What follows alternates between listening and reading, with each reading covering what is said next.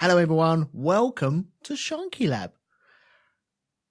Now I've forgotten how to intro. Shit, man! You forgot what cast this was for a second, didn't you? I did. There's too fucking many. And can I just be the first to say happy 10th anniversary, Elton? Oh, thanks. Thanks. That's a... See, this is how it's done, really, isn't it? Flipping hell. There you go. This is the quality people have come to expect over the years from you. Oh, I'm so fucking shit at this. Why do people actually download this crap? Ay, caramba. Yes, okay. Welcome to Shonky Lab. I am Elton, and today we're going to be talking about Where Were You? And I was in Spain, I told you. Fucking hell. How was Spain? Spanish. Oh, by the way, guest producer Andy, everyone knows that. Anyway, carry on. I'm your podcast husband. You know, people seem to think we're actually the same person. Yeah, they it's like do. you're just doing a voice. That's all it is. Yes, got a gear and all that malarkey, innit? Got a gear. I'm not going back in the box. Not going back in the box. So, like 4 hours ago, you were in Spain. Yeah, I was. It was a lot hotter. It was just work. It was nothing in any way interesting whatsoever. But yeah, so I was in Spain, and as I was saying to you in the green room prior to this, that the hardest part of the whole travelling malarkey was getting from Heathrow Airport to my house. Yeah, that's not surprising, though, is it? No, it is not. No, it's M25. No, it was on the tube, which at rush hour was so much fun. Oh, that must be lovely. Oh yeah, no, thank you. I could certainly do without that. Oh, you sent a shiver down my spine there. I'm glad to be of some service. And you're off soon again. What the hell? I know. I mean, I'm fortunate in so much as on occasion my job does allow me to travel a bit, which is nice. And I don't want to sound flippant or dismissive, because I do enjoy my job. I love it. But I got to tell you, sometimes you get kind of tired of it. It's like you get to a point and you go, for fuck's sakes, do I have to? You're getting like the movie stars and the rock stars where they're like, oh God, another hotel. Oh God, another plane. Whereas I am getting excited when I go to the airport. You are just, oh God, it's just waiting for a big bus, really, isn't it? I'll tell you this. I can get from the plane to the tube at Heathrow Airport. I think it took me 12 minutes. Really? Like off the plane, through Terminal 5, through passport control, out. It was like 12 minutes. I do not hang around. Silly question, because I've never done that. So yeah, the tube goes straight to Heathrow, yes? Mm-hmm. And they have like a station there. Yes. There's three tube stations at Heathrow Airport. Really? Yep. Whoa. There's one for Terminal 5, there's one for Terminal 4, and there's one for Terminals 1, 2, and 3, although there's no longer a Terminal 1. Right. This has just become a all about Heathrow Airport podcast, hasn't it? It has, yes. Yes. Looking forward to the expansion very soon. Yeah, that's never happening. It's like when I got the expansion on my Amiga 500. You just plug it in at the bottom. And just plug it in, it's fine. Yeah, you got more memory, and that's what they're doing with Heathrow, I think. Or is that Gatwick? I've got no idea. Really matter, does it? What the hell? So we're here to talk about where were you and stuff like that. But you did mention the 10 years. So okay, all right then. Okay, let's talk about it. I have a party hat on, by the way. I'm sure you have a party hat on as well. I have. I had one of those party streamer things, but you told me to stop blowing it because it was making the mics pop. But yeah. I've set off all the poppers on the throughout the house that we have. Yeah, so like 10 years anniversary today of it's not even recording, of uploading correctly the first episode I ever did. And I don't think that was the first time I uploaded that episode. I remember uploading it somewhere, it not work, or it working, but then I only got like 5 minutes of free bandwidth. So I then changed to Podomatic. So really the anniversary was sometime maybe a week ago, but I don't know when that was. But I've got concrete evidence of today being the day, the 13th of September.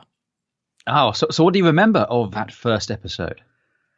Or first podcast. Okay. Or... It was me and Amanda, and we were talking about injuries. And I have got the old episodes somewhere on a hard drive. Am I going to release them? I doubt it very much. They're just for me for years to come. But I didn't even record on Audacity. I recorded on Cubase, which was a Windows program, I think. Yes, I thought that was accounting software. No, it was like a MIDI program, and it was the only thing I could get my hands on. It was the thing I'd mucked around for a long, long time, and we recorded about an hour's worth of show, and for some reason the Cubase stopped recording maybe 5 minutes into it, maybe 10 minutes into it. And well, so if it's a MIDI recorder, isn't that all you normally get with a MIDI file, like 5 minutes? Well, you had the opportunity to record longer. You could definitely record longer because I'd done it myself. But for some reason, it had just crashed the memory. I think the RAM had filled up, and it just decided, no, do you know what? Not going to record anymore. And it was only after we'd all packed up, and I looked at the files. Oh, that's quite small. Where's the rest of it? Oh, balls. And there it was. My first mistake. It's like, okay, right, Audacity. I'll put it onto Audacity from now on. And now I don't even use Audacity. So I use it to edit, but not to record because I don't trust it. So there's the fun of 10 years of development. And still, I forget to plug in the microphone every now and again. And you can say that this is true, that I plug in wires and it's like, is this coming through? Is this sounding all right? That still happens. We've all been there on occasion. I think you should release the first episode as a Patreon special. I don't know. There's a lot of hiss. I could muck around with it, but I kind of like having it as a secret album.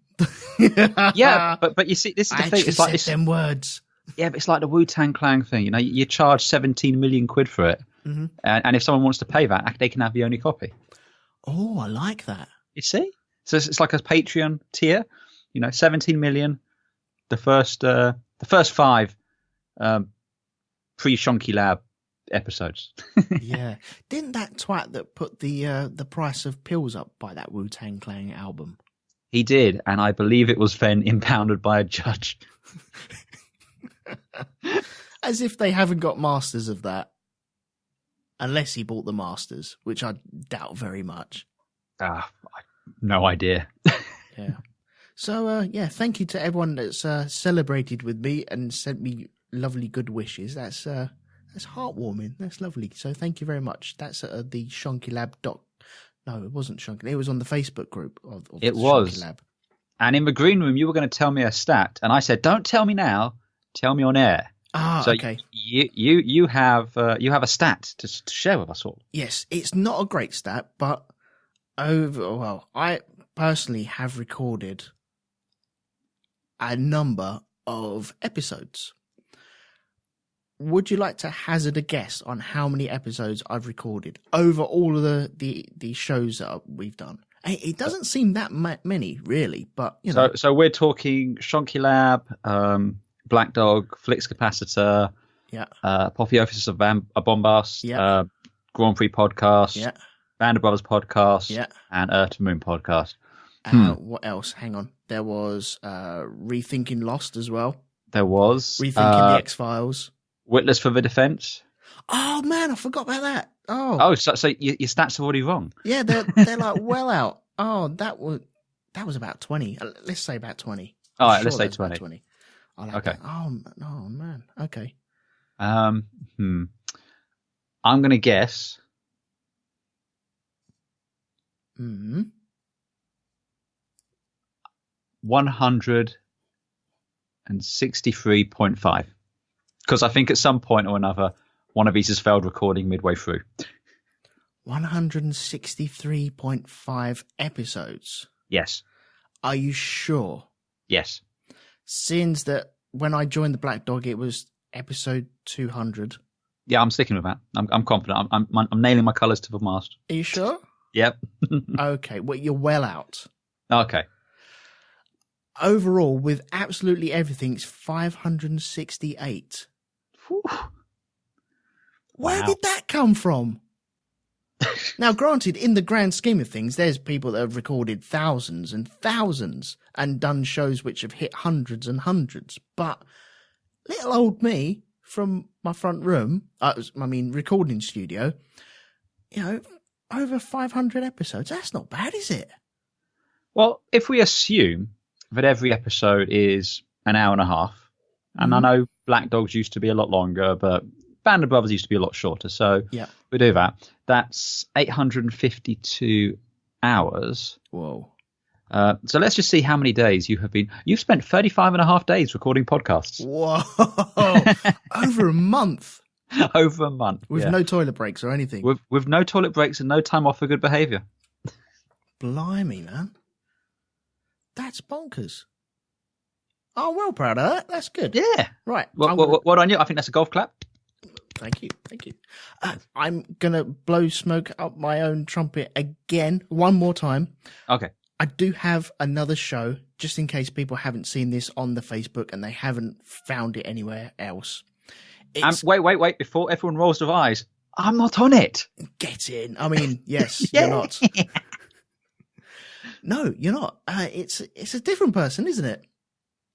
You're doing a different voice on this one. Yes, I am, yeah. Okay, right. Well, about a month or so ago, I sent a certain person an email just testing the water, see if maybe you'd be interested or not. And this person replied back going, go on. I'm interested. My ears are pricked. And we had a couple of emails backwards and forwards. And I have managed to talk Mr. Ian Lee into doing a podcast with me. And it is about time travel movies. And it's called The Flix Capacitor. And you can find that at theflixcapacitor.com.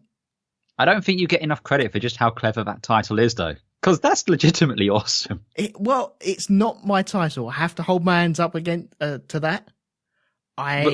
We put it out to everyone.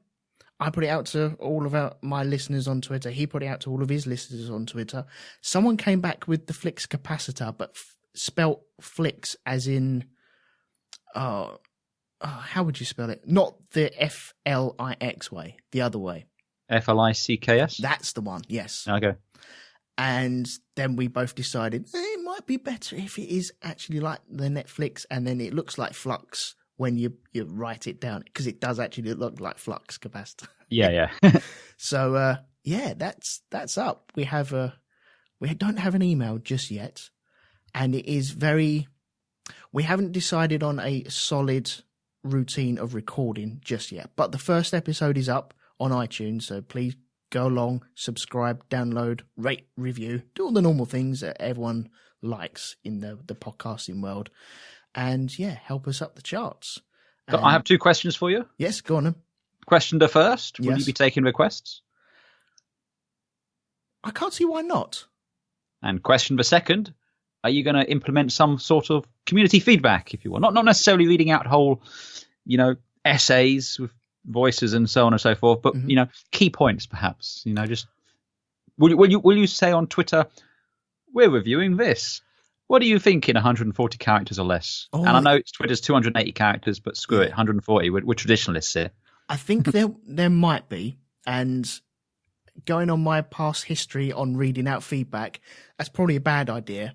But for the sake of it, I think we will be. There'll probably be an email set up at some point as well, probably before the next episode. And this episode, or the one that's out at the moment, is about Triangle. The next one is going to be about the film Arc. Have you seen Arc at all? I do not believe I have, no. No, it's available on Netflix, so people can go along and watch it. And hopefully very, very soon we'll be getting episode 2 out. So excellent. And may get that last Thursday, yes? It could be next Thursday, last Thursday, whenever you wish. That's the joy of this. It's the joy of time travel. Yes. So, yeah, please pop along and check all that out. Check out all the other stuff that I've done as well, and Andy's done as well. So, to be fair, if they're checking out the stuff you've done, it's the stuff I've done. Oh, the Great Derelict. But then, I was on there, wasn't I? You were. Yeah, sorry about that, mate. But there you go. Not at all. I will hear nothing of it. In fact, people should go and listen to the episode we did most recently, which was about the Space Force. Oh, yes. Which apparently, I was very disappointed you didn't reference it on the Black Dog when talking about space truckers and the space police. They even said about having to go off the space highway, and I was waiting for you to say space cones, and you didn't. Do you know, I was thinking about the space cones because they said about hitting the kind of road area, didn't they? Yep. And I was thinking, the cones, I could bring up the cones, and then it just popped out my head. So apologies there. I could have, but sometimes I get a bit paranoid about just jumping in and saying shit. So I think after 560 whatever, I think you're fine at this point. Yeah, I should be more confident with it, really, shouldn't I? But yeah. I think that's just me. So yeah, I should have. Sorry, mate, I let you down there. It's all right. If people want to know what we're talking about, though, they should go and check out the Great Derelict episode on Space Force, if for no reason other than outro music, which was amazing. Oh. Yes, I won't ruin it just in case. No. So yeah, okay, go out and check out all them podcasts. Check out the Black Dog. Check out Hypnogoria. Check out the Witlist for the Defense if it's still up. I don't think it is, but I think I have copies somewhere. Check out the Great Derelict. Check out Space Doc before as well. If you go to the Great Derelict, it's all there. Okay, yes, cool. You check out all of the stuff, and again, as we've said, Elton's got 568. Was it you said? Yep. So if you start now, you should be done in just over a month. Yeah. We'll wait. Good luck. Okay. So you say that though, we're adding more to it now as well. We are, yes. I didn't include that in the final tally. Well, this one in the final tally. So, but then again, it hasn't been completed yet. So no, it's not. Anyway, that's a much of a muchness. Shall we dive into what we're here to talk about? We shall. Okay, right. Where were you is the question posed. And I've had this on my list to do this question for a long, long time. A couple of years, actually. It's been sat there and I'm like, I need to do this at some point. And then I haven't. And then, I need to do it again. And I think it's because certain anniversaries roll around, then it pops into my memory and think, maybe you should be doing that, because it is a question that we all ask ourselves now and again. It does pop up. It's like when you have a certain smell and it kind of transports you back to like your nan cooking or your mum cutting the grass or your dad cutting wood. None of these are euphemisms, by the way. You sure? Yeah. But sometimes a song will remind you of where you were and what you're doing. And I think that also happens with international events, worldwide events, and sometimes local events, and sometimes very personal events. And I just wanted to know, we don't have to cover absolutely everything. I've got a list of a couple of things here. And I thought I'd either share it with you and see what you got as well. No, sounds like a plan. Okay, so where should I start with this? I tell you what. One thing that we might be both interested in. Yes. Do you remember the Columbia disaster? I do. That was 2003, I believe. Yes, that's right. Yeah. In February. I think it was very early on in the year, yeah. Do you remember anything around that? Oh, I remember it quite vividly. So for those of you who don't know, the Space Shuttle Columbia, which was the first space shuttle NASA had ever launched or made use of, was returning from a mission to the space station, I believe. No, it wasn't the space station. I don't think so. Anyway, it broke up on re-entry. And I remember, it was February 1st, 2003. I remember just catching it on, I think it was on a BBC News website or something like that, just a glance at it and just shocked, I suppose, and I kind of ran downstairs and told my mate. I said, "Columbia's breaking up. It's been destroyed." And the response was like, "Oh, okay."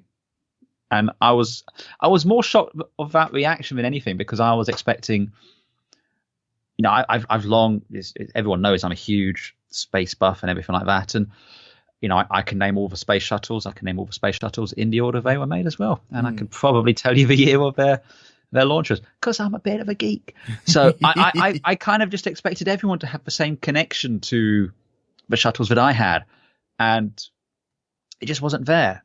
For me, I remember just seeing on the news the debris as it was passing over Texas, this blue sky, and you'd get little sparks of them bits break out, and different contrails.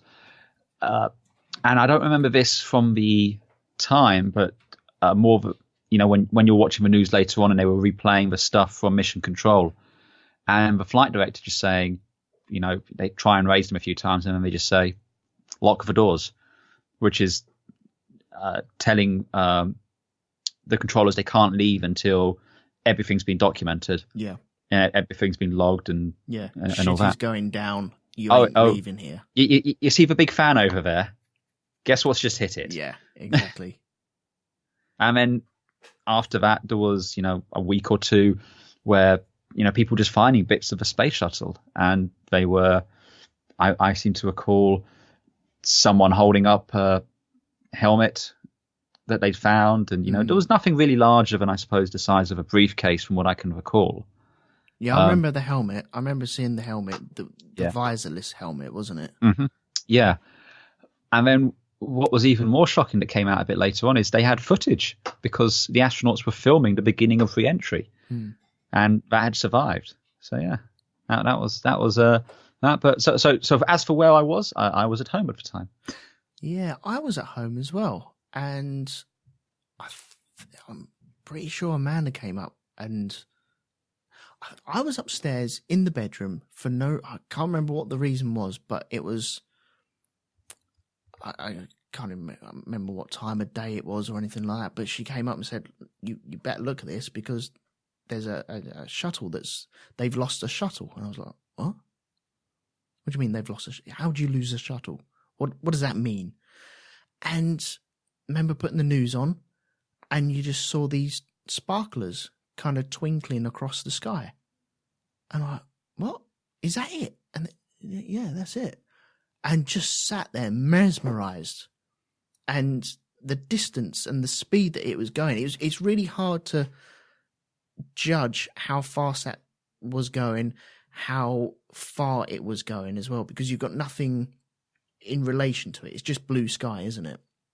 Well, it's also difficult to connect it to the space shuttle, because it just looked like a series of shooting stars, or where we've seen space debris entering the atmosphere.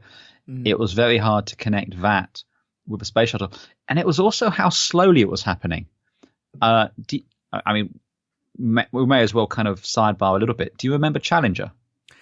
I do. Right, okay. With the Challenger, I tend to have a memory of watching it in school, but I don't think I was at school when it happened, because it was during the day over in America, wasn't it? It was. The thing is, it sounds weird. I can remember remembering it more than I can remember it itself. Yeah. If that makes sense. I can't be positive where or when I saw that. That I have memories of being at school, gathered round a TV, but I don't think we were. I think that's all the memories of other footage I've seen on TV, and kind of put myself in that situation, not meaning to, but it's because every story about that you hear is, oh yeah, I was at school and that happened, and so you kind of put yourself in that sort of situation. Yeah, but the thing I was getting to is with Challenger, it was over so quickly. Yeah. It's the shuttle's launching, and then all of a sudden, poof, and it's just a ball of, well, like an explosion. And you can see some debris falling, but you don't. Again, there was a shuttle, there was a big cloud, and then there wasn't a shuttle. Whereas with Columbia, this was just going on and on and on, and it was just unreal. And it was also strange, I recall, is they were still trying to raise the shuttle on the radio. Yeah. Even though, it looked like it had completely, gone. So, yeah, it was just, it was very bizarre in that sense. Yeah, that was weird. You've probably seen the videos on YouTube, because you can end up going down a horrible little rabbit hole on YouTube about anything really, can't you? But with this, yeah. I know there's videos of all the launches of the space shuttle, all combined into one screen. And I think I shared this with you. Yeah, I know the one. Yeah. Yeah. And it combines all the launches, and then you just see one of them. It just takes a bit longer, and the others reach space, and you think, oh, look at that. And it's just, you instantly, you're drawn to that picture. There's also a wide field of the Challenger launch as well, where it looks like a tiny pinprick, and you see the smoke trails, the vapor trails coming from it, and then all of a sudden you see the explosion, and then the booster rockets separating and spinning out of control. And it's so small and so silent, but you know exactly what's going on in that tiny little pinprick. And you're like, oh, sugar. Just amazing shots. Really is just amazing shots. But yeah, with Challenger, I couldn't say where I was. Although I remember it. I remember Challenger was my favourite shuttle when I was a kid. And I know, look, we've established I'm a massive geek, okay, people get over it. But it was my favourite shuttle. I don't know why. Oh, that was going to be my next question. Why? I don't know why. I think it was because up until the point it was destroyed, it had the most missions. Okay. It might also be I had a metal space shuttle toy and it said Challenger on the side. So maybe it was that. I don't know. But it was... I don't remember watching it live or that, but I certainly remember hearing and reading about it afterwards and watching lots of it.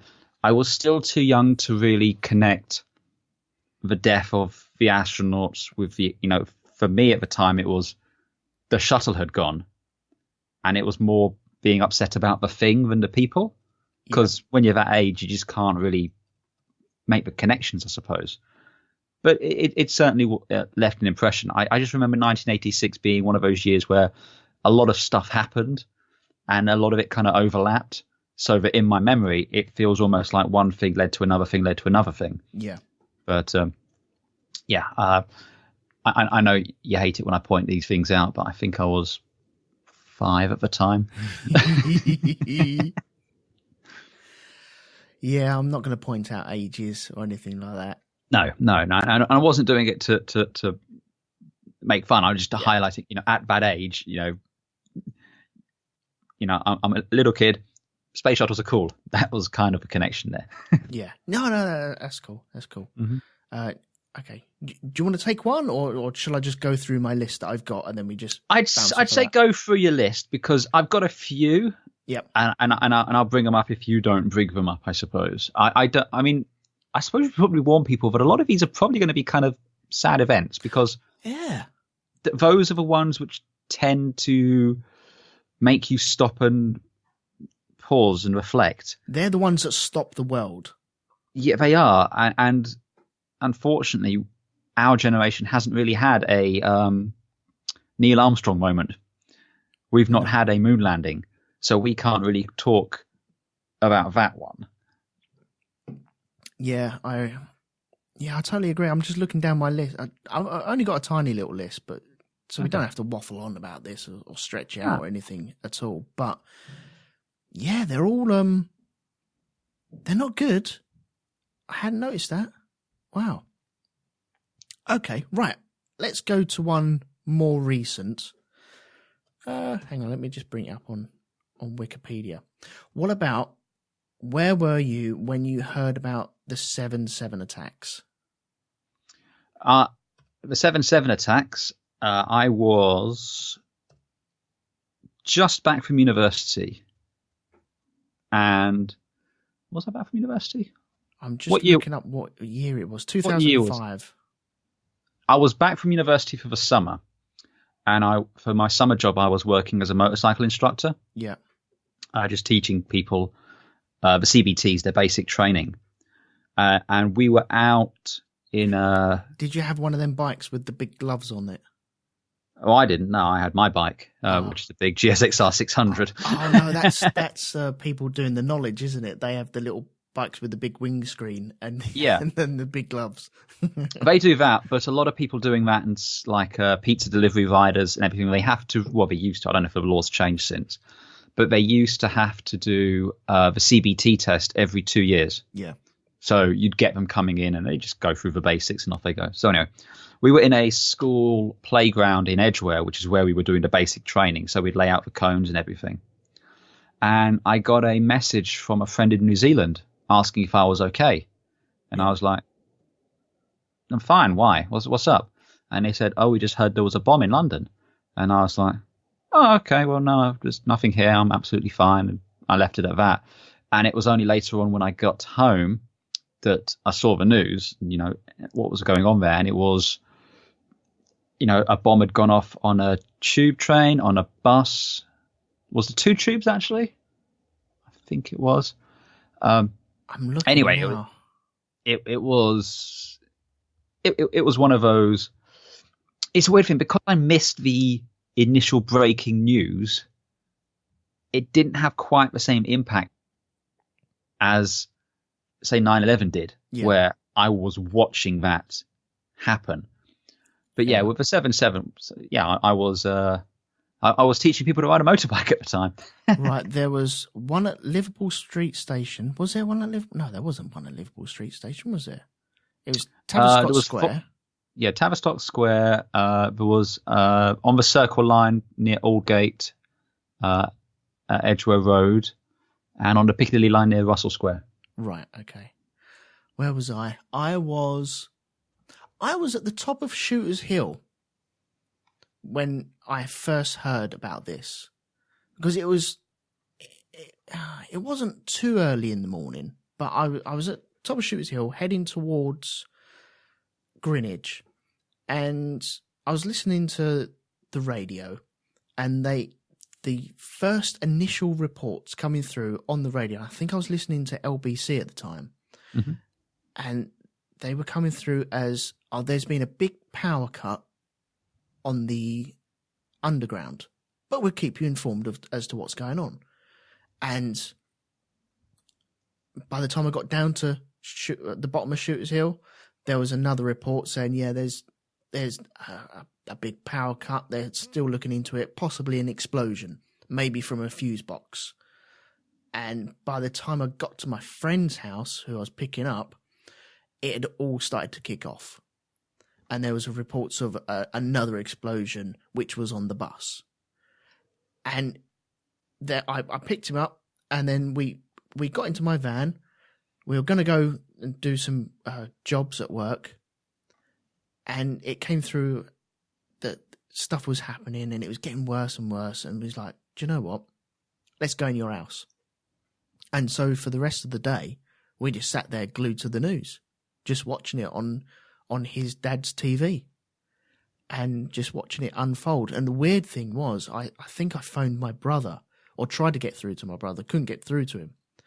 And he said once I got through to him that he was round the corner from Russell Square when that happened. Mm-hmm. I think it happened, and he drove past the road. Yeah. And the traffic was starting to build up around the area, and I was trying to relay what was going on for him. But yeah, that was a weird thing, because it's kind of hints at something going on, but nobody knows. It's all this vague reporting. Mm-hmm. And I think back in 2005, I don't think it was as instant, was it? As it is now. People just say stuff, a spokesman said this.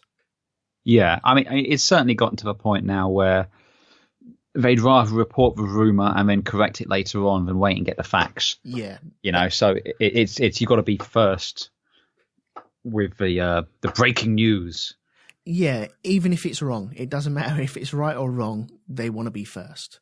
But yeah, I think... and that's a whole other episode right there about that. Yeah. In 2005, I don't think you had that as much. It was kind of bleeding in, but I certainly didn't have the internet on my phone then. So that wasn't a thing for me to get. It wasn't, I better go check my phone, or I better check Twitter. Yeah, no, I think I had one of those Motorola V3 Razors, the little flip phones. Oh, yeah. Yeah, polyphonic ringtones. Those are the ones, yeah. Now, the thing with that, the whole 7/7 bombings, is where I live in North London, I live effectively across the road from the Metropolitan Police Training Centre. Yeah. And just down the road from what used to be RAF Hendon. It's now the RAF Museum. But throughout the 80s, so whenever I was growing up, the IRA was a constant threat. And I remember you'd get reports about bomb scares and things like this and controlled detonations and that. So when I first heard about this, it didn't register as what it was, as effectively a follow-up to 9/11. That sort of a thing. It just kind of logged. I kind of logged it how I used to log those sort of bombing alerts and things like that, where you'd hear about it, hear about a good destination or a bomb or anything like that, and you wouldn't really think about it because back then it would always be, they'd be given a warning, everything would be evacuated, it would go off later, and people were killed, and like any terrorism, point blank, is absolutely atrocious. But back in the 80s, it was a different way it was done. There was, generally speaking, notifications given or coded warnings and things like that. So it didn't strike me as, I suppose, strange as it was. Yeah. If that makes sense. Yeah. It didn't cause me to stop really and suddenly go, oh, this is something I'm going to remember forever. It just to the way it personally impacted me, because it didn't really impact me, it was just logged away as one of those, and it's like, okay, fine. Yeah. Is there a case of, because I'm sure we'll get to 9/11. Well, I guarantee we will get to 9/11 at a later date. But is it because it's America and the bombastic nature of the 9/11 attacks is so overwhelmingly huge compared to, even though we lost 52 people in this attack, it's not like the 2,900 odd people that they lost. Well, we may as well, deal with the elephant in the room that is 9/11 now, because it's one of the most pivotal moments in history. And I feel if we don't talk about it now, we're just going to be dancing and hinting towards it throughout this. Okay, let's do it then. The reason 9/11 had the impact that it had, more than anything else, is the fact it was broadcast live. Not just the aftermath. The actual planes impacting the tower was broadcast live. The towers collapsing was broadcast live. And then the aftermath, everything like that. We were watching that as it happened. Now, we weren't able to see the 7/7 bombings live. I'm not putting any emphasis on whether that was good or bad or anything like that, but it didn't have the same cultural impact because you weren't seeing it in the same way when 9/11 happened. And the thing with 9/11 is it absolutely changed everything. Because the world changed, didn't it? The world changed fundamentally. The world and people who, were born, let's say, in the mid to late 90s onwards will never know what the world was like prior to that. But the world fundamentally changed on that date. And up until that point, if there was an aircraft hijacking or something like that, I mean, standard operating procedure was effectively to just let the hijackers have their way, do their thing. They'll take the plane, they'll land it somewhere, they'll issue a ransom demand. There'll be a negotiation, bada bing, bada boom. Everyone goes home at the end of that. Yeah. You know, we'd seen that before. No one in their right mind thought what would happen, to the point that in hindsight, people turn around and said, well, why didn't they shoot down the planes? It's because it was completely unthinkable. Why? That's people the thing. would. Why would you think of shooting down a passenger liner? Yeah, I mean, today, okay, they would probably think twice, but it would be a lot more likely to happen than it would have been prior to that. Mm-hmm. Now, obviously, we're here to talk about where were we on that day. So I first heard about 9. I was on the bus heading to Brent Cross Shopping Centre in North London with my friend Brian. And I can't remember who, but someone texted me saying this was happening, saying there was a plane had crashed into the World Trade Center. Mm. So when we got off at Brent Cross, we went around to the Sony store, which was next to Games Workshop. And, you know, everyone in Games Workshop was just sitting there like going, oh, yeah, I just heard about this. And we went out and we watched on the TVs in the Sony store as the second plane hit. Ooh. And at that point, we just didn't know what to say or do. We couldn't believe what we were seeing. Well, at first we thought we were seeing someone had filmed the first plane and this was just, a replay. Yeah. But the first tower was already on fire and the newscasters didn't know what to say or to do. Mm.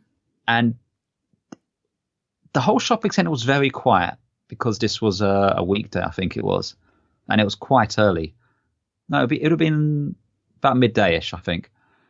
But we just didn't really have any emotion. It wasn't shock. It wasn't terror. It wasn't anything. It was more just you couldn't process what you were seeing at all. Yeah. You know?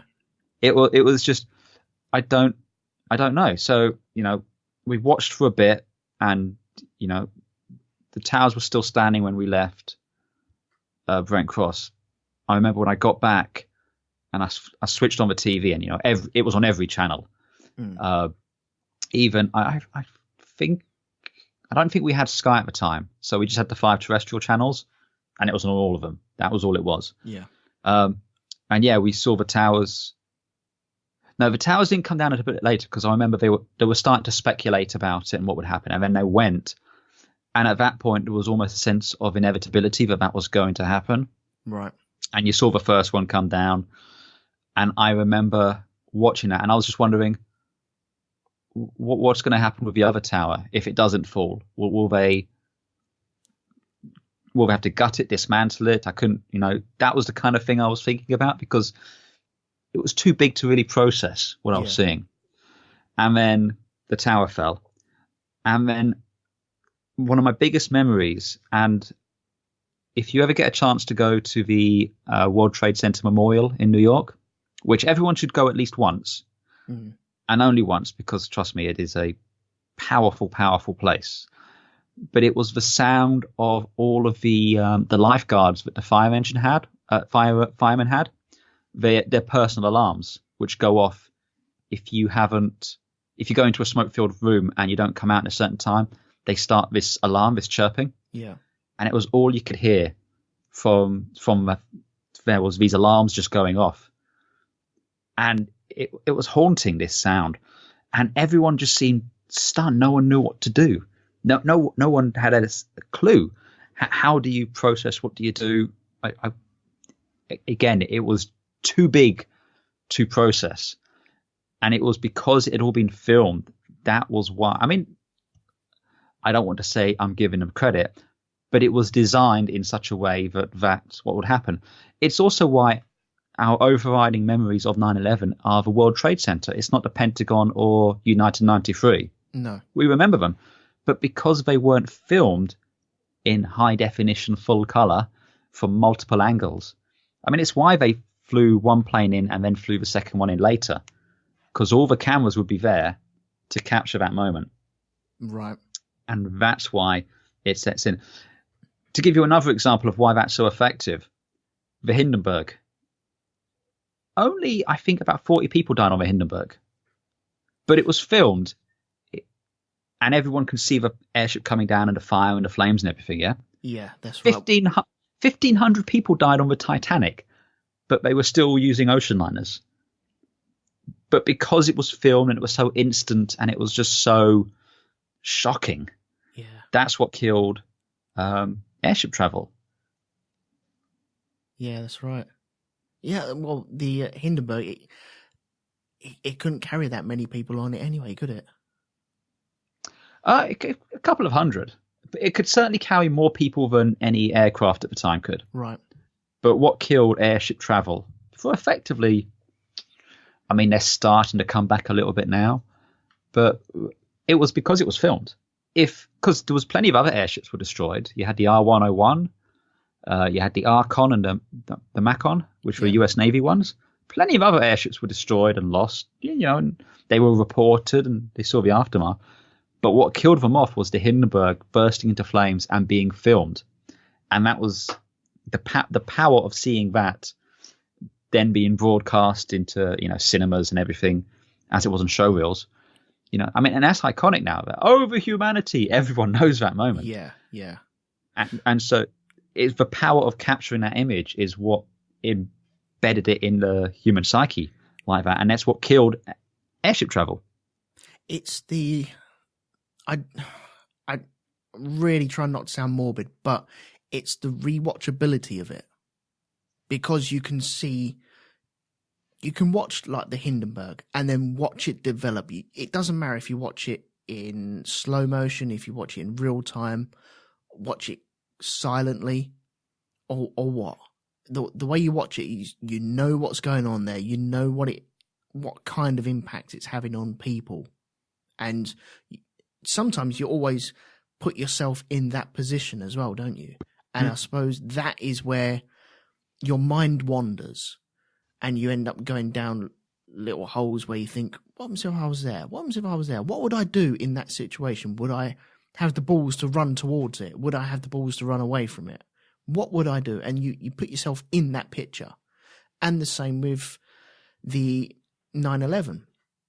Now with the 7/7, we just got still photos after and footage of I think it was the bus that everyone really relates to, because the tube, although it's blackened pictures, it's dark charred pictures, it's in a confined space, you don't get any scale of what's going on there.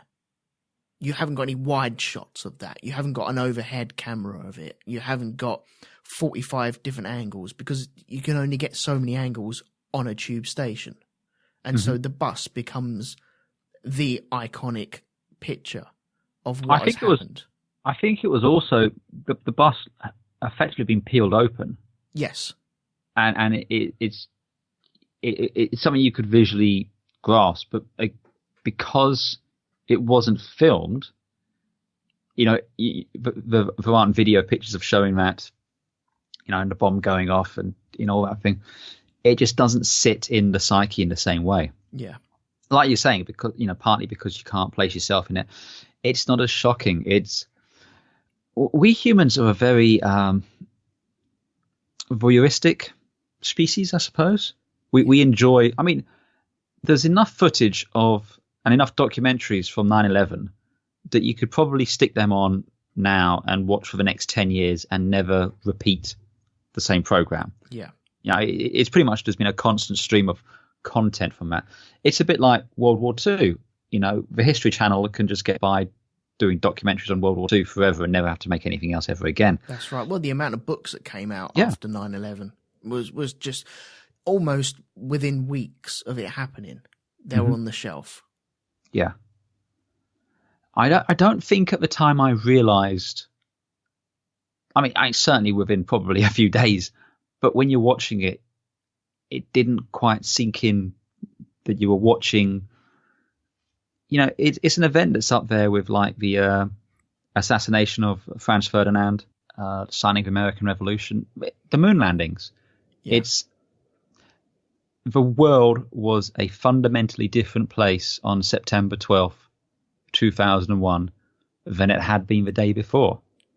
And for better, for ill, I would certainly argue for ill, I don't think even now, 17 years later, we fully grasp the extent of that impact of what's happened. It's one of those things where, given probably 100 years at least, people will be able to look back and see just how far out the ripples go from that. I feel that we're still well in the ripples at the moment. It's not as if the ripples have reached the bank and are now bouncing back towards us. I don't even know if we're there yet. No, it's you need to be 100 years, maybe 200 years away from this to really see the scale of what's going on. Yeah, and I mean, unfortunately, none of us will be around to see those or read those books, but I would very much like to, because it'd be fascinating. Yeah. Well, okay, I'm going to tell you where I was then. I was working in Greenwich. I was on the lovely Ferrier estate, which was I think in the 70s, a kind of not middle class, it was a working class council estate, but then you had to be vetted to live on there at one point. And it kind of gone downhill at times, but I was working on there. Didn't hear anything because I didn't really have the radio on during the day. Driving home, I dropped... Hang on, who did I... No, the bloke I was working with, Nick, he was in the car with me and he was going to borrow the van off of me. Mm-hmm. And so I got... we were driving, once again, down Shooters Hill, but the other way. And I was listening to Chris Moyles on the radio. He's when he was in the afternoon on Radio 1. And it was weird because we'd put it on and normally it's all laughing and bantering, blah, blah, blah. It just a show to get you home from work. And I normally enjoyed it on the way home. And this time round, it was quite somber music. And they would pop on after a couple of songs and just say, okay, look, something's happened. We're trying to get reports. We'll give you as much information as you can, blah, blah, blah, as they would. And then they disappear. And it felt like you were on hold waiting for something to happen. And then they'd come back. It felt like you was on hold. They'd rushed off to gather around the TV like everyone else was doing in the whole world.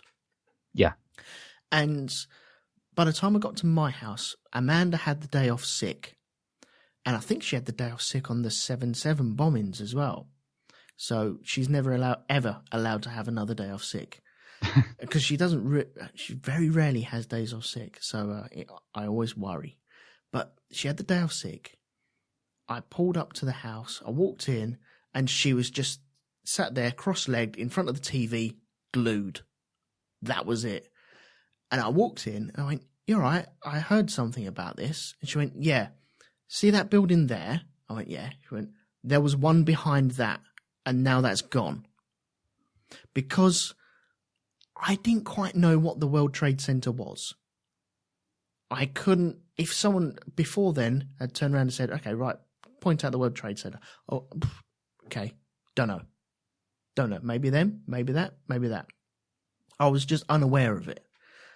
And because I'd never been to America, I'd never walked around the footprints of these buildings. And so didn't really have any, once again, didn't have any scale to myself. Didn't really know exactly what I was looking at. At that time, I think New York was just Friends and Spider-Man and, the up-and-coming Spider-Man movie, possibly, as well. Because wasn't there like a trailer of Spider-Man and he caught a helicopter in between the buildings? There was, yeah. I don't know if that ever aired, but I've seen it on YouTube. I've seen it as well. Yeah. But, yeah, okay.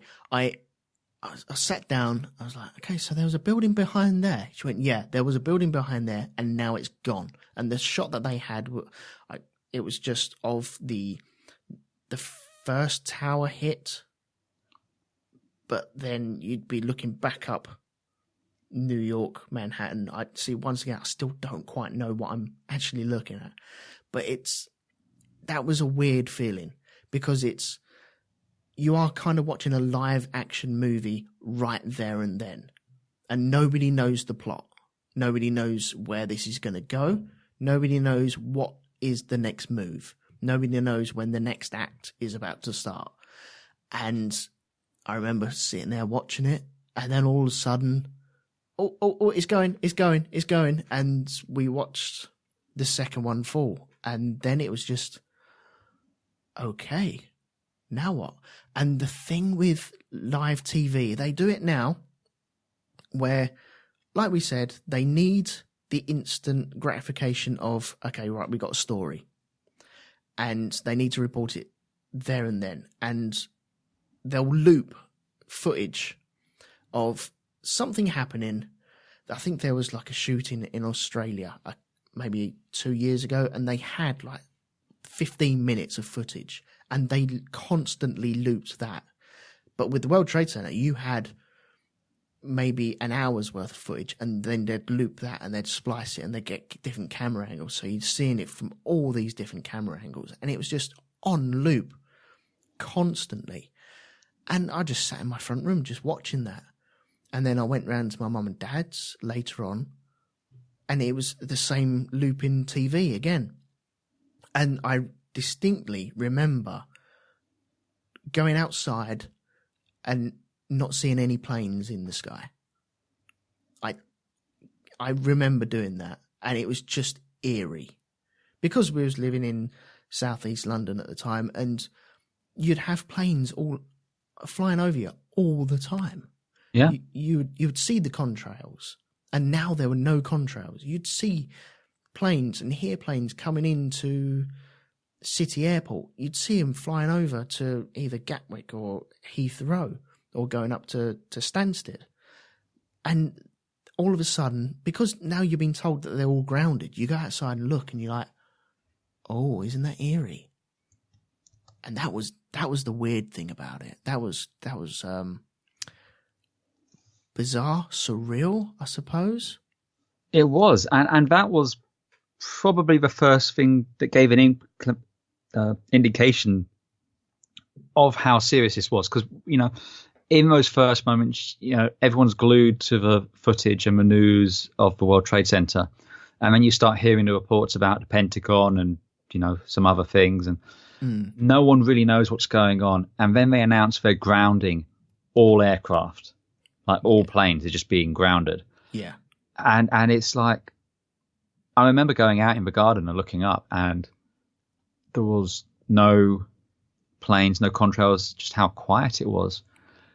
And I remember it was a beautiful blue sky here as well. It was a beautiful day, and just not hearing anything. And it was, no one knew when flights would resume or what would happen now or anything.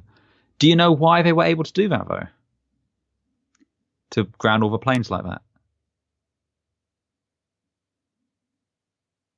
Hello? Are you there? Hello? Am I still there? Oh, you're back. You're back now. See, wonky wires. There we go. Wonky wires.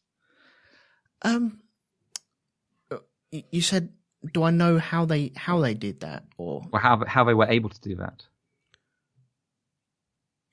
I'm not quite following. So basically, they decided to ground all aircraft. That was something that has never been done before, never been done since, and is a logistical nightmare. But the reason they were able to do it is because they had planned for this for Y2K. Right, okay. Because if you remember back to the year 2000, which is probably another event of where were you, but there was genuine concern that planes could start falling out of the sky because the clock suddenly go back to 00. So they had a contingency plan to ground all aircraft if they had to. And so when they decided to ground aircraft after 9/11, they had this plan, which they had like prepared, that they could fall back on. I wasn't aware of that at all. Because without that, I don't know what they'd have done. Yeah, I mean, don't get me wrong, it was a clusterfuck even so, but it was Oh yeah. But it is the surreal moments, though, isn't it? It is. Okay, when you was watching the footage, now this is, I'm sure thousands of people had this thought as well. And I don't think I'm saying anything dramatic when I think of this, but when you're watching the footage, was there a point where it's not, you just can't take any more of the same footage? It's not that you're bored of it, you just can't keep processing the same images. You don't want to watch anymore. It's not that you want to turn off from the story. You're interested in the story and you want to find out exactly what's going on and why it's going on. But did you ever have that thought of, this is too much, I need a break from it? A bit. There was certainly moments where there was kind of an information overload. I definitely recall, though, being very much glued to the TV and watching the reports after the collapse, because they were instantly trying to rescue people. And as I mentioned, you had those lifeguard alarms going off. Yeah.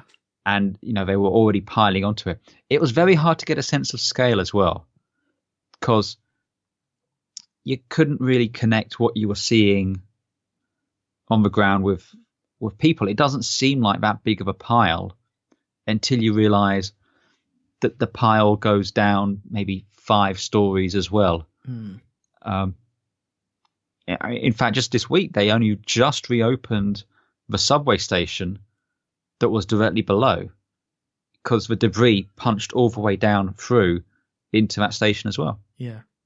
And I remember there was reports about they were trying to find people, and there's been reports of people being found, brought out, and I mean, not constantly, but certainly for maybe the first 2 days, just watching it, willing them to find people, to bring people out. You wanted to hear that, there was a little pocket and miraculously a load of firemen had been hidden away in there and had gotten out or something like that.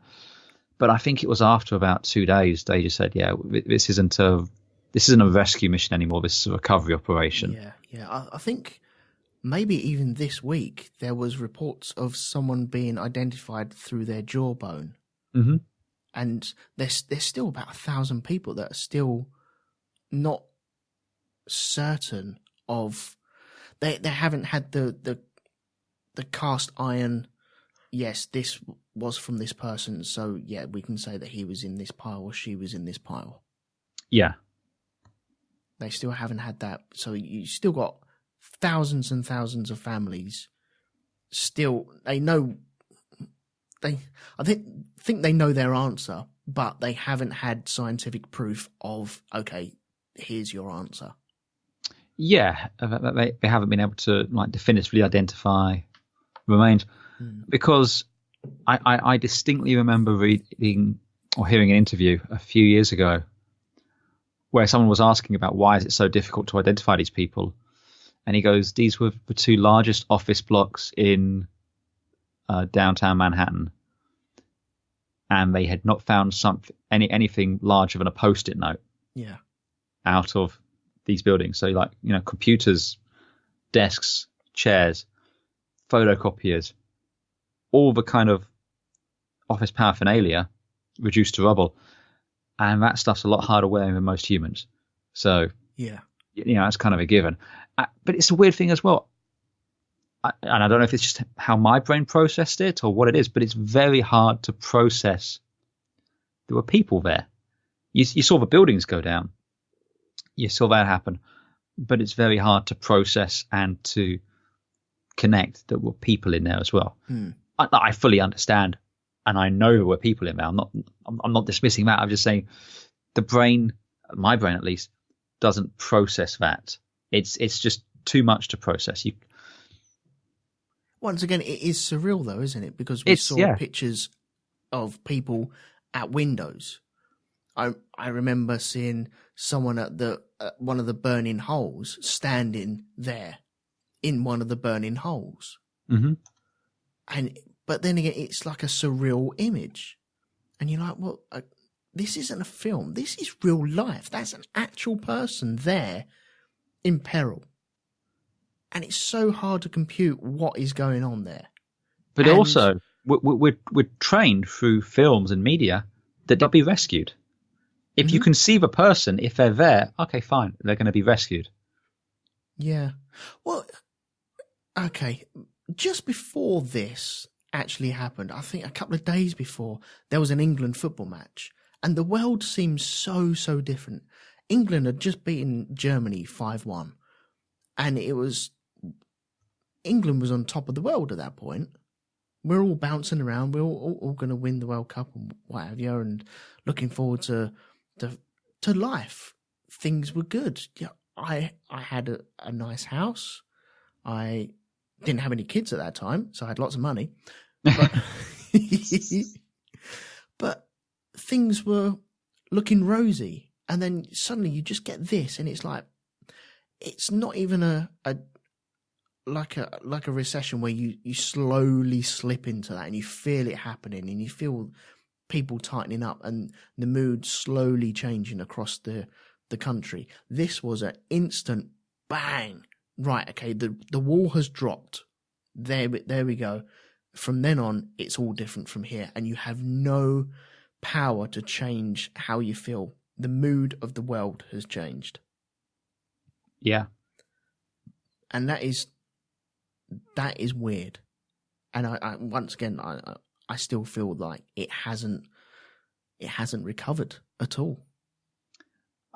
Arguably, it never will. Mm. It's, again, the world that we had, the world of a 20th century, if you will, that'll never come back. No. It's fundamentally changed. There was a book I read. I'm trying to remember the exact name. So let me just.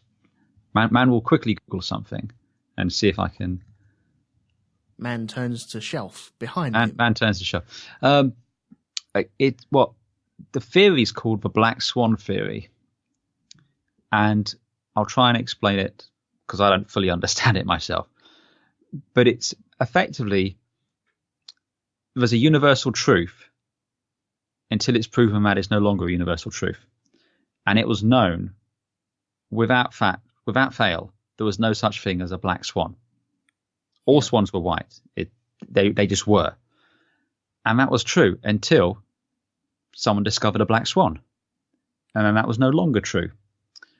And with events such as 9/11 or anything like that, something like that can never possibly happen and can never be prepared for until it happens. Mm-hmm.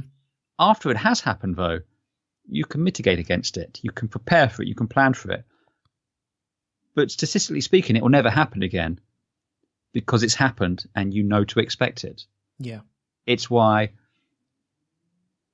touch wood and anything else you want to touch, there'll never be an attack like 9/11 again because we'll prepare for it. Yeah. If there is something like that in the future, though, it'll be something we can't prepare for because we have systems in place. You know, they've got all these security checks at airlines. You go through all the multiple security things. You know, if an airliner is declared as being hijacked, it'll be intercepted by jets. If it doesn't respond or obey or anything like that, it'll be shot down. Mm. These are all things which have come to mitigate ever having a 9/11 again, because you can't prepare for something you don't know. So if aliens were to turn up tomorrow, that would be a black swan event, effectively. Yeah, we're not prepared for that at all. But once it's there, you can look in hindsight and go, maybe we should have acted differently. Yeah. I mean, I'm just looking at the Wikipedia article. The book's by a guy called Nissim Nicholas Taleb. Yeah. And the book is called The Black Swan. But some examples of black swan events are like the rise of the internet, the personal computer, World War I, the dissolution of the Soviet Union, and 9/11. These are things which no one could have predicted until they happened. And then once they do happen, all the predictions and all of your sophisticated planning and, things that you expect to happen out the window, because it's completely changed. Yeah. Yeah, it's the meme of throw papers up in the air. Oh, it's Friday. I don't care. Yeah. It's kind of like that, isn't it? A little bit. Yeah. Yeah, so weird times. Okay, I'm going to move us off of that. Yeah, I'll set you a challenge. Can you find one slightly lighter? Okay, let's do Y2K then. Okay, Y2K. Why not? Okay, where was I? Well, I'm going to go first on this one. I remember building up to this because Y2K, it was reported that in the software or in the clocks of computers and stuff like that, because when computers would click from 1999 to 2000, computers would see that as an error because they were going from 99 to 00, and it wasn't. People didn't think that computers would last that long, and so you just buy stuff, and it wasn't really thought of when they were building these computers, etc.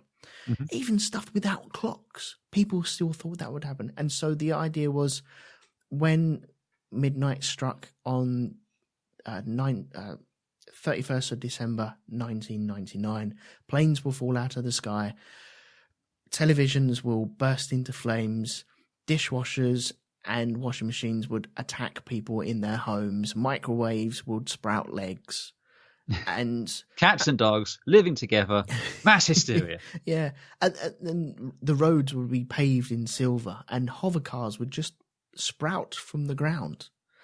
And so there was this massive Y2K thing where I think it's safe to say a lot of people made a lot of money off. And I'm not going to say I didn't make any money off it, but I had colleagues that made a lot of money off of that as well, just because of standby. And, our lifts work the next day or that night. And we're all sat there going, well, they have an internal clock, but there's nothing to say that it won't work. But if you want us on standby, we'll be on standby. Yeah, just in case. People panicking about everything. And that was... I don't know. That was a weird one because people weren't quite sure what was going to happen. I'm sure people had computers set up and just bumped the clock forward just to see what would happen. I'm sure I did that as well. I've got a VCR at my parents' house, which when you unplug it and plug it back in, the date goes to the 1st of the 1st, 1988. But yet that can still scroll over to 2018. I know because I set the clock the last time I was there. But there was so much widespread panic about what would happen and us falling down to our overlords of the robots as they rise up and destroy us. So, yeah, where was I on the stroke of midnight? Where was I? I think I was at a party. Hang on, where was I? I was in a pub in Plumstead. Oh, God. I think I was in a pub in Plumstead. Yeah, I'll say I was in a pub in Plumstead and phoned a couple of people because I had only just got my first phone maybe a couple of days before then. So that was quite a dramatic thing. But what about yourself? Where was you around that sort of era? Well, let's see. I just about finished school. I think I might have been in sixth form college still. Yeah. Thinking about it. The whole Y2K bug thing is one of those interesting things. Because nothing happened, was it always a bust, or was it the preparations everyone took worked?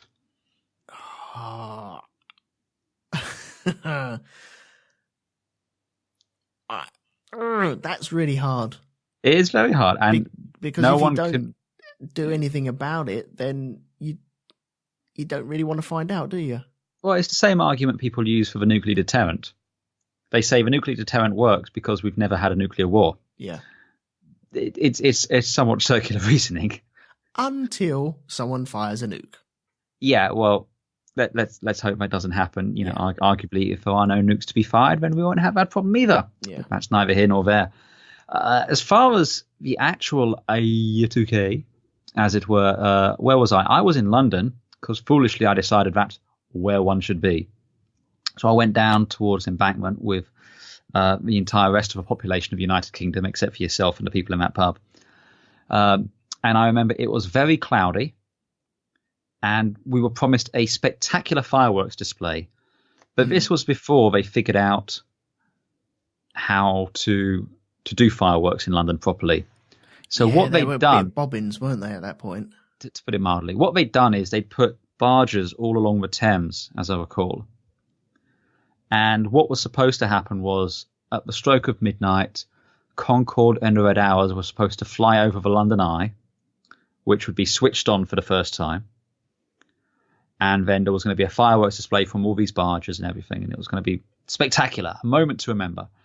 And we'd seen at midday the fireworks in Sydney, where you had the fireworks cascading down from the Harbour Bridge, which was amazing, and all these other cities. And then it got to London's turn, so we turned up, and it was cloudy, it was cold. I don't think it rained, but it was certainly threatening it.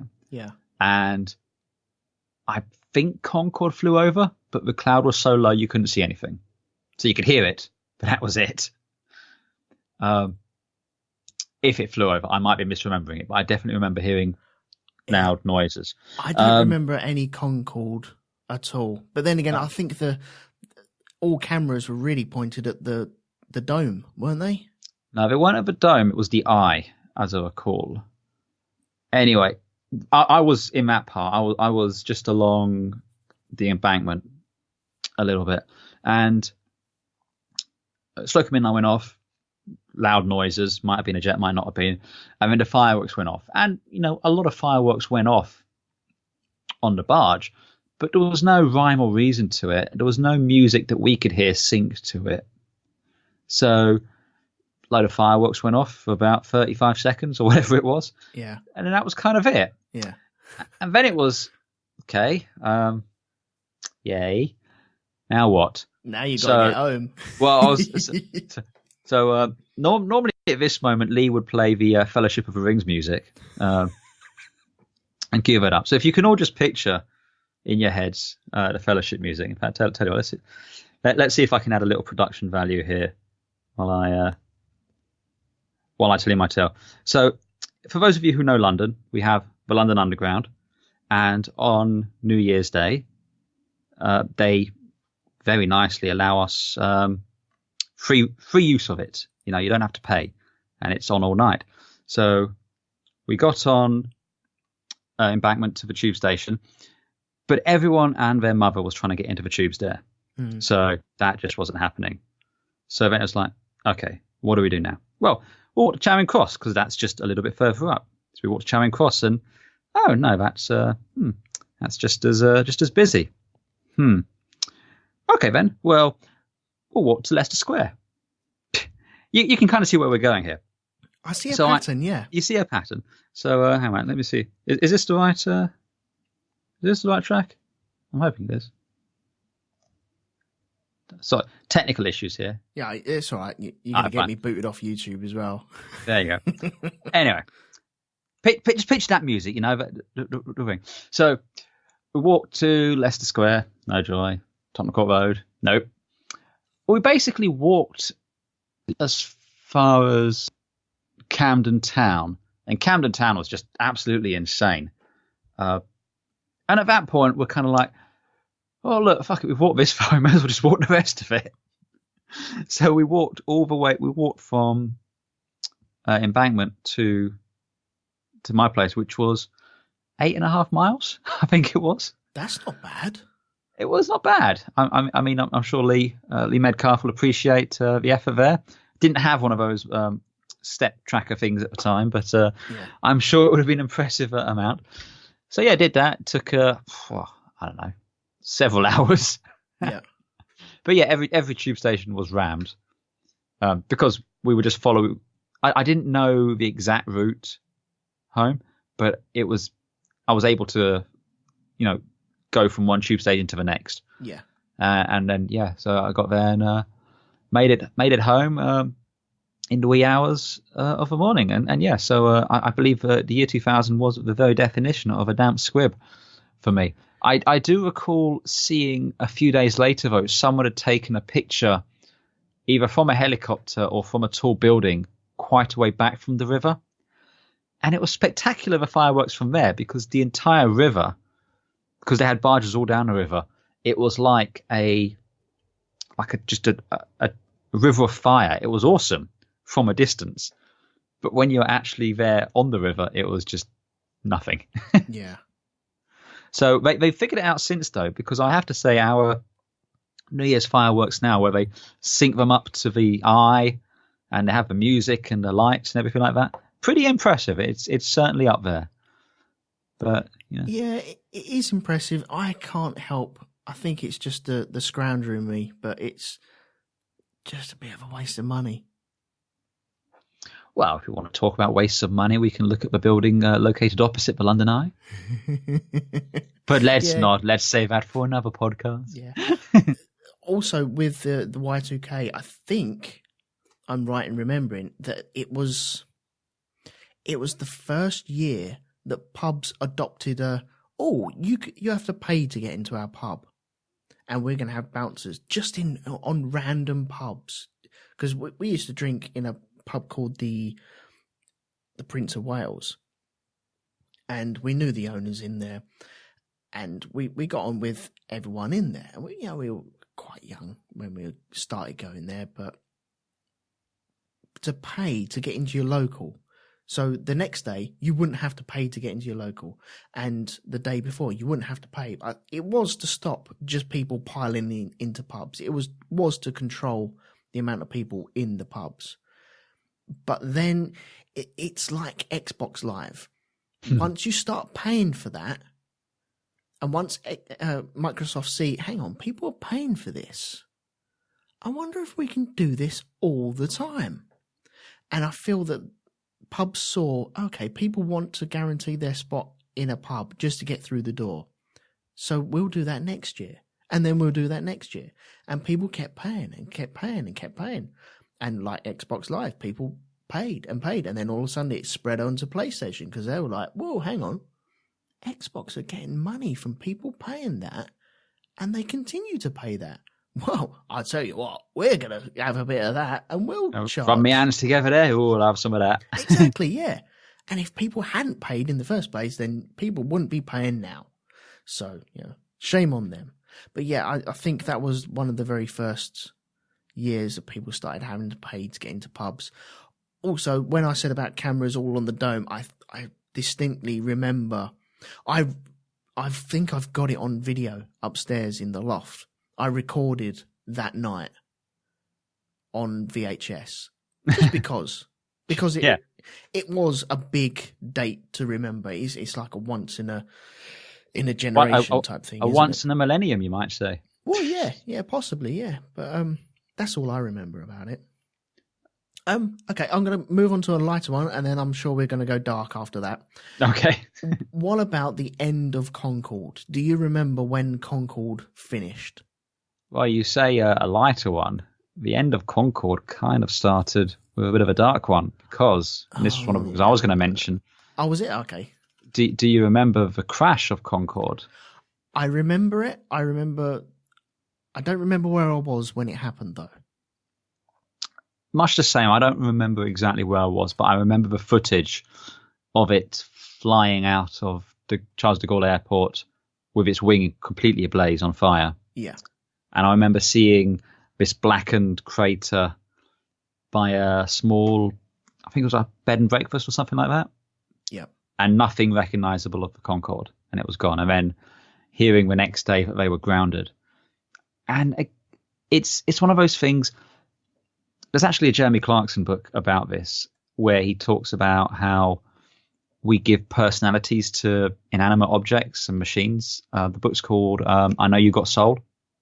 Yeah. It's one of his better ones, because it's not full of his rantings from the Times. I totally agree with that as well.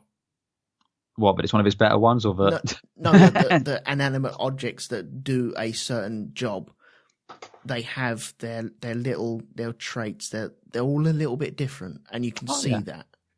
Oh, very much so. But we imprint on things like the Concorde.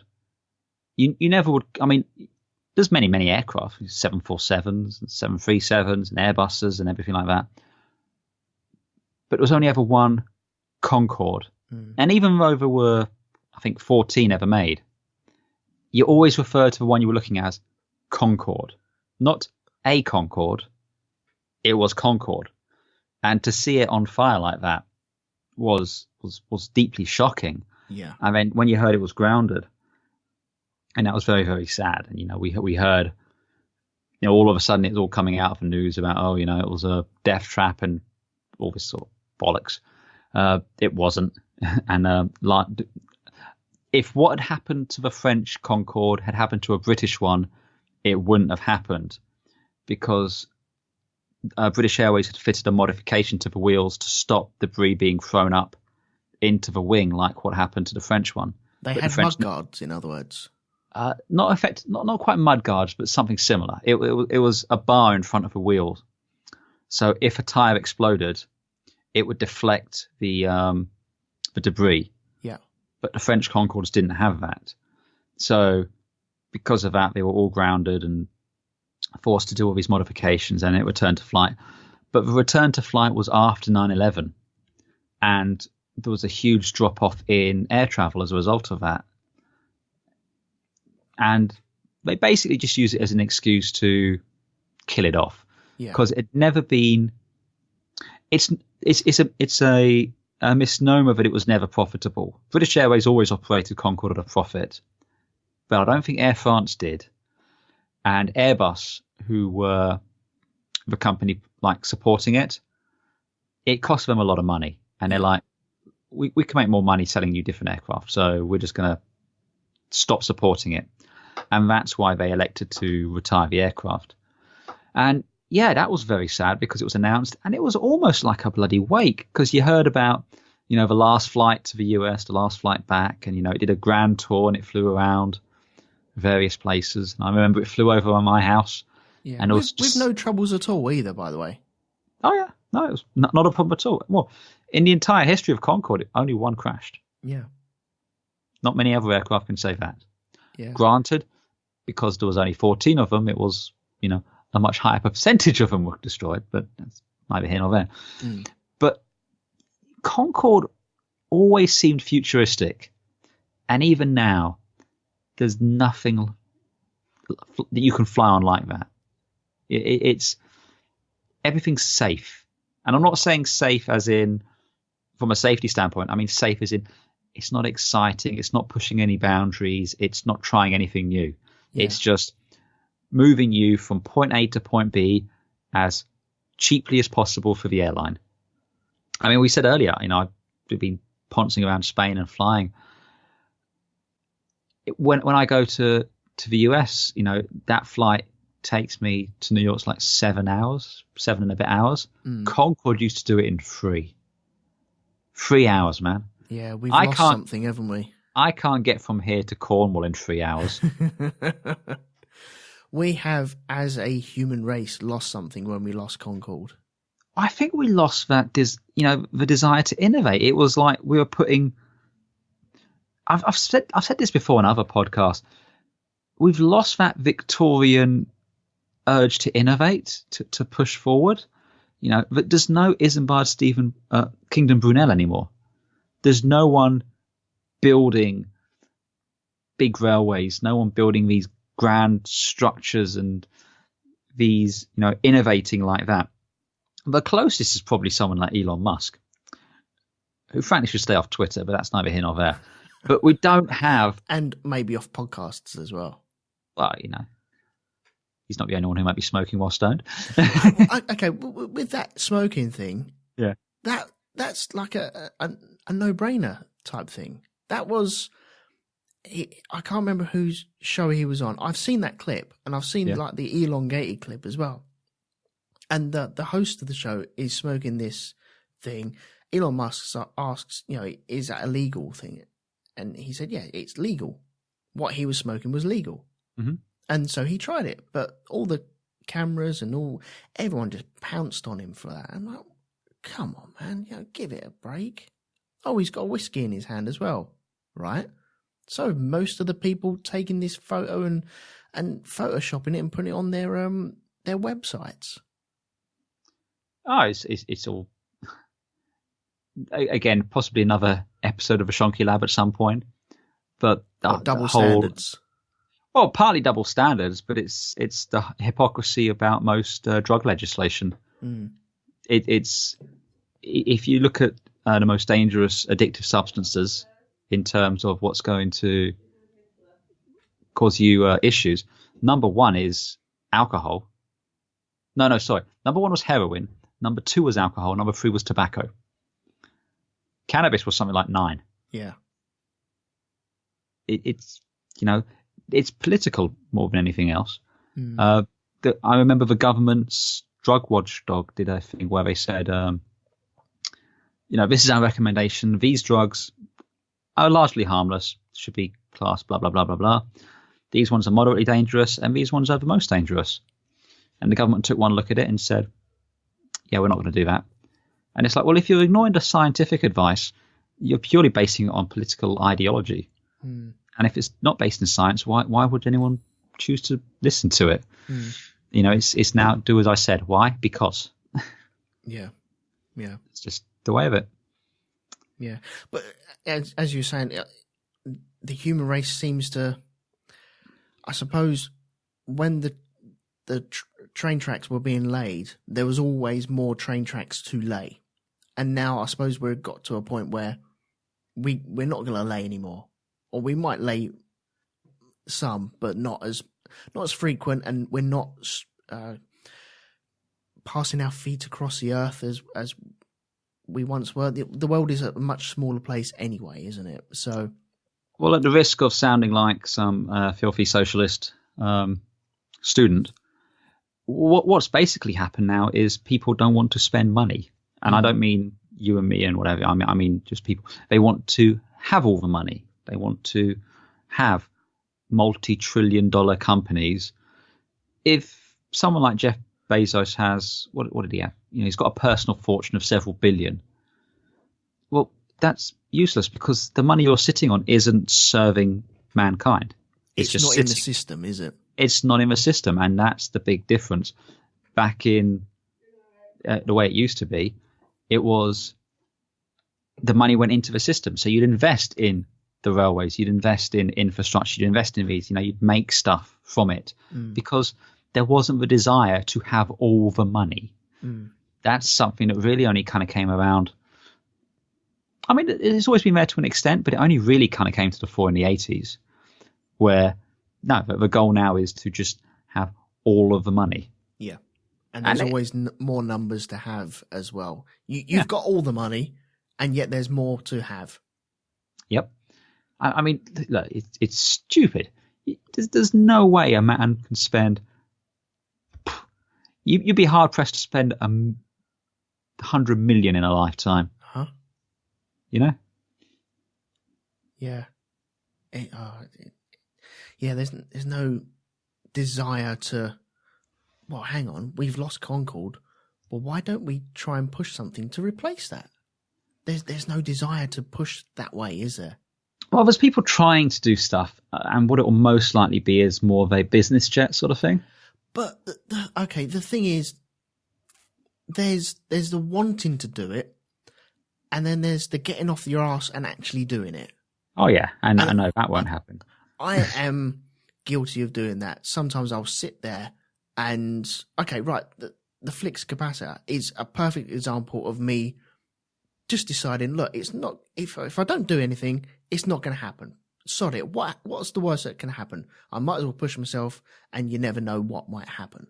And that's where I am at the moment. And there's other people just sat there going, well, we got planes. I think before the planes, they were saying, well, we could fly. And okay, we built planes. We want bigger planes and faster planes. And now we're quite content in our infrastructure. And there's no push to develop it more.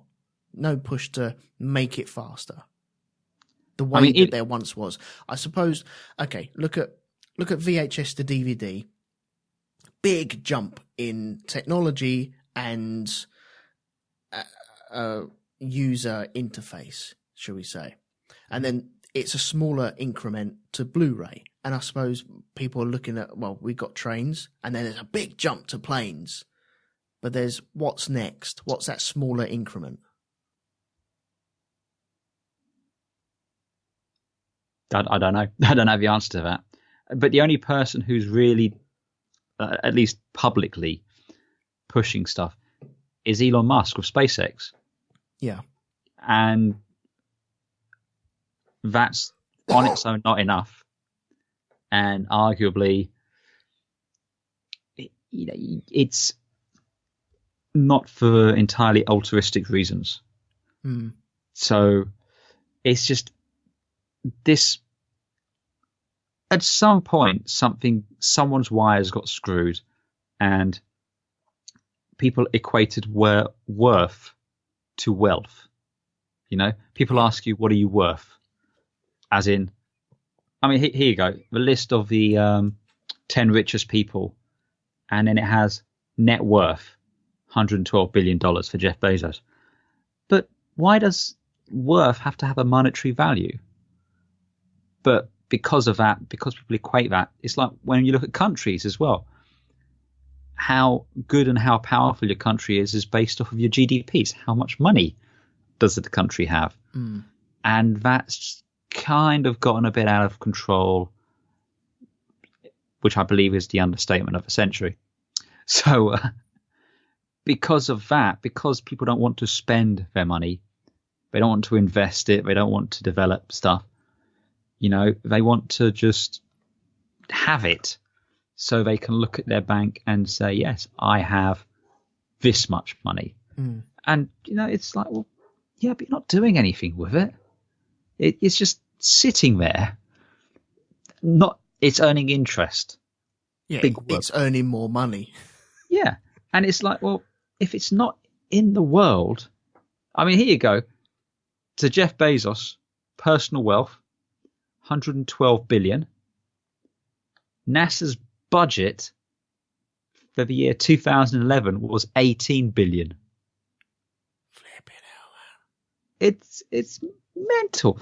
He's the Amazon guy, isn't he? He is the Amazon guy, yeah. Who's the Google guy? Who is the Google guy? I don't know. I will type. Oh no, it's a video. If Google was a guy. Oh, did you just type Google? Who's Google into Google? I typed Google guy. Oh no. Okay. But yeah, it's because people. Look, it's all well and good working to build wealth. Fine, whatever. But if you're just going to sit on it because you want to be ranked as one of the top 100 richest people, that money isn't in the system. It's not doing anyone any good except you. Mm. And that right there is what is done fucked up with this world. Yeah. Yeah. Anyway, let's get back to the Concorde and where were we with the Concorde? Not the crash. No. The retirement. The retirement. Yes. Because I was sat... this was wicked because I was sat in my front room. I was watching it because there was 3 landing at the same time, weren't there? Yeah. I remember that because they were kind of line astern. And I was watching that on the TV. And the awesome thing about it is I saw them fly over London. Oh, wow. I looked out my window and I could see them. And I was like, oh, that is when you're kind of in the map. You've just been dropped in the map there. You can see it. You don't need a different camera shot because it's over there. You can see it for real life. And that was impressive. Yeah. It was also sad because you knew you weren't... You always knew when Concorde flew because everyone would look out their windows. You'd hear it and you're like, oh, there's Concorde, because it was such a different roar from everything else. I know it wasn't supersonic when it went over London or anything. But it had afterburners on takeoff, so you heard all about it. You knew it, you could hear it, and even when it was just when it was on tick over the top of London, you looked up. You always looked up, and my kids aren't going to see that. They were born after it was retired. Hang on, when was it? It was retired in October 2003. So my boy was just born. He wasn't even a year old when that was retired. So he'll never hear Concorde. It's not like they've got one flying around just for displays, which I kind of wish that they had. Well, you keep hearing about groups who want it to happen, but it won't happen for two reasons. One, Airbus have said they won't support it. Actually, three reasons. So Airbus have said they won't support it. British Airways still own all their aircraft and refuse to give permission. And the FAA, which is who determine what can and cannot fly, will not allow any jets with afterburners to be operated privately. Ugh. Which is why jets like the Lightning fighters and things like that, there are some which do fast taxi runs in places like Bruntingthorpe and technically could fly. There's nothing really stopping them, but they're not allowed to because they won't be licensed. So every time that the Sun or the Express or whatever says a group's trying to get Concorde back in the air, no, it's they can try all they want. It will never happen. Yeah, it's also probably running Windows 95, and that's well out of date. So you think these things had compute? My friend, these were built in the late 60s. Yeah, I know. Yeah, it was like I can't remember when it was. Yeah, late 60s. But okay, what about the Vulcan? Does that doesn't have afterburners then? Doesn't have afterburners, and it doesn't fly anymore. It's been grounded again. That keeps getting grounded. No, so a brief history of the Vulcan. It retired from the RAF in the early 90s. Now, they kept one flying for display purposes until the mid-90s and then retired it. Then a group bought it and restored it and got it flying again in 2007. And it always had a limited number of years it could fly. Now, at one point, it sucked some shit into its engines and shagged them. So I had to replace those engines. Now they thought that was the end of the line, but they managed to get replacement engines. It also had the same engines as Concorde, just without afterburners. Right. But what happened was Airbus and British Aerospace, who were supporting it, said they would no longer support it. And for that same reason, they had to retire the aircraft. Oh. If you don't have a manufacturer willing to foot the bill and provide the material support, you just can't fly an aircraft that complex. It's why you can have World War II aircraft flying pretty easily. You know, there's people flying Spitfires and it's pistons and stuff, though, isn't it? Yeah, it's pistons. It's relatively straightforward. But when you get to anything from the 60s onwards, jet-wise, it's just not going to happen. Because I was at Biggin Hill when that beautiful beast took off and melted the tarmac on the runway and shut the whole display down for maybe an hour and a half while they tarmacked the runway. Oh, wow. That was beautiful. And it didn't take off vertically. It didn't like really lift off, but you could see it was the engines were pretty close to the floor as it took off. And the angle of attack was incredible, but it melted the tarmac and shut the air show down. The Vulcan has a very distinct sound. It's called the Vulcan roar. And when it's pitched at a certain angle, it's a howl unlike anything else. Now, the first year that flew again at Farnborough. Now, you've got to remember, Farnborough Air Show is a trade show. It's where manufacturers are trying to sell the latest jets. So what you'll have is manufacturers like British Aerospace and Dassault and Lockheed and Boeing bring the latest, all singing, all dancing fighter jets, and Airbus and Boeing will bring the latest passenger planes, and they'll put on displays because they're trying to sell these aircraft. And then you had the Vulcan turn up, which it's a historic thing. It's no one's going to buy that because it's not for sale. It's just there to show off. But when that thing took off, everyone stopped to watch it. And as it took off, it set off every car alarm in the car park, which was amazing. It was fantastic. Yeah. And I'm really glad they got it flying again for a few more years. And it is a shame that that and Concorde will never fly again. But seeing it was just unreal. I absolutely loved it. Yeah, I kind of wish I'd taken more in of that situation than what I did. Have you seen any of the Concordes which are on display now? I've seen the one in Duxford. Oh, yeah. That's one of the prototypes. Yes. Which is pretty cool. Because you can walk from tail to nose in that, and it displays how they have all their instruments laid out on the tests that they were flying on that. Because I think one of the originals, it had the markings on the Concorde. One side was Air France and one side was British Airways. Is that right? The prototype, it doesn't have that. What it has is, on one side it says British Aircraft Corporation, and on the other side it says Sud Aviation, which was the French company. Right. But yeah, they kind of had the split. There's still one at Heathrow, you can see. If it's by the southern runway at the east end.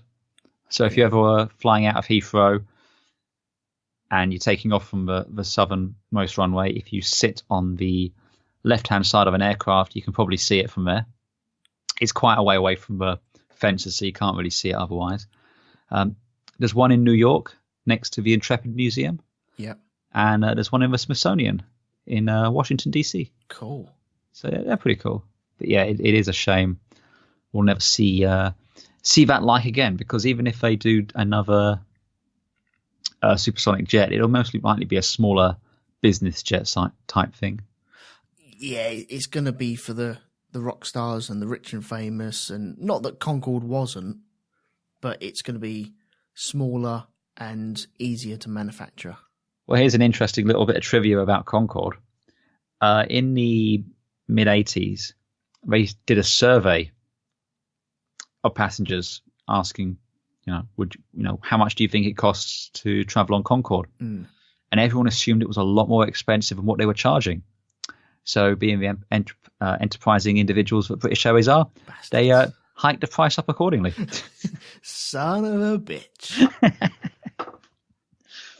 Yeah. And the rich and famous went, oh, okay, never mind. And the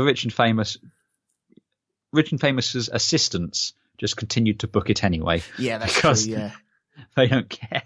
Yeah, the rich and famous didn't look at their bank account. They didn't feel it at all, did they? No. It's one of those ones where if you have to ask how much it is, you can't afford it. Yeah.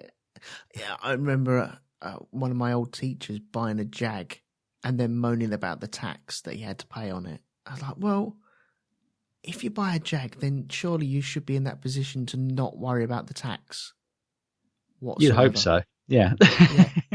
If you have to worry about the price of the road tax that you're paying, then you can't afford a Jag. Get something else so you don't have to worry about that. But he couldn't really see that. And a teacher buying a Jag as well. Come on. Yeah. Anyway, right. I feel that we've run quite long on this show, and I've got lots here. Yes. So what I'm going to do, I'm going to stop it here. I'm going to keep this list, and we're going to come back at a later date and continue this because I like this. In 10 more years? Yeah, in 10 years' time. I'll see you then. Ta-da. No, I've got lots of stuff here. Cool. I'll give you a little taster. The Japanese earthquake. Which one? The most recent one. Okay. The one with a tsunami. That's correct, yeah. Right. The Gulf War. Kurt Cobain. Which one? Oh, no, the first one, 91. 91. Okay. Because I had lots of cut-ins of that. Oh. Yeah. Kurt Cobain. I've just thought of one which we probably should have talked about. Do you want to do one more? Or do you want to leave this one for another time? Tell me the name of it. I'll tell you the date of it. Yeah. If you can guess it from the date, we'll talk about it. If not, we'll leave it for another time. If it's in the same year as Kurt Cobain, then I know exactly what one it is, and it's in my list? Well, I don't know what year Kurt Cobain was, but this one was 1st of May 1994. That's in my list. There you go. That was going to be my next one. But there you go. I think that whole weekend, I know exactly where I was that whole weekend. Yeah. All right. We'll save that. We'll leave that little juicy dangler there for people for the next time. Yeah. Okay, cool. And of course, Princess Diana, etc. as well. So, listeners, if you've got any dates that you remember or you want to join us on this at a later date or want to just stick your 2 penneth in to this equation, then please send an email. God, where would they send an email to now? It would be probably shonkylab@gmail.com. Wow, I haven't even checked that for a long, long time. Yeah, because it's not the box one, because that's a different podcast. That is, yeah. I'd say it was shonkylab@gmail.com. So send all your stuff over there. If you're interested in anything that we're going to be doing in the future, then pop along to the Facebook group, which is facebook.com/groups/the Shonky Lab, Shonky Lab. And you'll have all the details of all the old shows and up and coming stuff and when we're going to go live. This one wasn't recorded live just because of certain things, but the next one more than likely will be recorded live. Thank you to everyone who's downloaded this. Please download it again and then download it again. It keeps shoes on my kids' feet and dinner on their plates. So that every little helps. I've heard that somewhere before. Yes. I'm starting to ramble now, and it's getting quite late. So, Andy, have you got anything to plug to these lovely listeners out there? Oh, I think I did all my plugging earlier on, but as always... Do it again. I tell you what, if you like listening to this, me and Elton doing our little thing, a little back and forth, everything I do is with Elton over on RogueTwoMedia.com. So you can go and do that. But what you could do us a little favour. If you've liked this, or anything you've heard here, tell a friend. Give it to them. Say, hey, you want to hear something cool? Have this. In fact, you know what you should do? You should record this onto a cassette and then write on it and then give it someone as a mixtape because that shows that you care. Mm. Ideally, give them a cassette player at the same time because they will probably want to have one. But, do something like that. And a pencil just to freak them out. Yeah, if they don't know if they don't know the connection between a cassette and a biro, then they're too young to be your friends. But share not just these podcasts, but all the podcasts you listen to. Share the Black Dog, share Hypnogoria, share anything you listen to. You should share the love because we love new listeners coming in and wondering what the fuck's he giving us this time. Yeah, definitely. So yes, do that. Okay. Oh, cool. and Elton's got a Patreon which you should fund for his kids' shoes. And to get the secret album of the first 10 Shonky Labs. Jesus Christ! That one was way before Shonky Lab. Well, whatever it was. Way before it was 2008. 2008. What the hell? So where can they go and find your Patreon, sir? Okay, well you can pop along to patreon.com/RogueTwoMedia. And you can find all the details over there. You don't have to, but it does keep the lights on and it keeps us ticking over. As you can see from the Flix Capacitor, there are other shows coming out. I do have ideas. I'm trying to talk someone into doing something else. And when that doesn't happen, then I'll explain exactly what that was all about. But that's for a future episode. So, yeah, please download all these shows, rate and review them. Just spread the love. You guys are clever. You've downloaded podcasts before, so you're in the group. You're in that clique that exists. Although we don't like cliques. So I'm definitely rambling. So thank you, Andy, for joining me for this, and we'll get you back to do the next episode in a couple of weeks' time. I was going to say out again. I'll see you on Sunday for the Grand Prix. Yeah, you will. Yeah. There'll be another Grand Prix podcast out on Rogue 2 Media. Probably Monday morning. So yeah, thank you, Andy, for joining me for this. And always a pleasure.